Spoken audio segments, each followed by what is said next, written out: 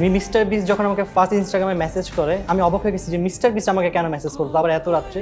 তো আমি ওর আইডিতে ঢুকে দেখলাম যে আসলে এটা রিয়েল আইডি, ব্লুটিক ছিল সাথে।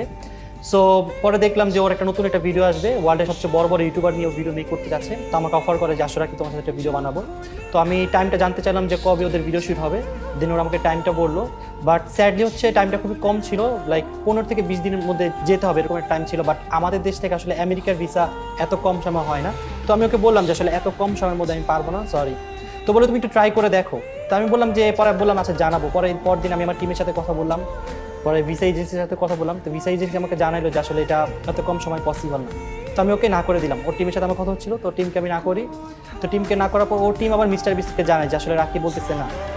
দেন মিস্টার বিস্ট আমাকে পরদিন আবার রিচ করে, বলে না তোমার ট্রাই করা লাগবে, তুমি ট্রাই করো, আমি যা যা লাগে তোমাকে দিচ্ছি, invitation letter A to Z যা লাগে দিই, তুমি ট্রাই করো।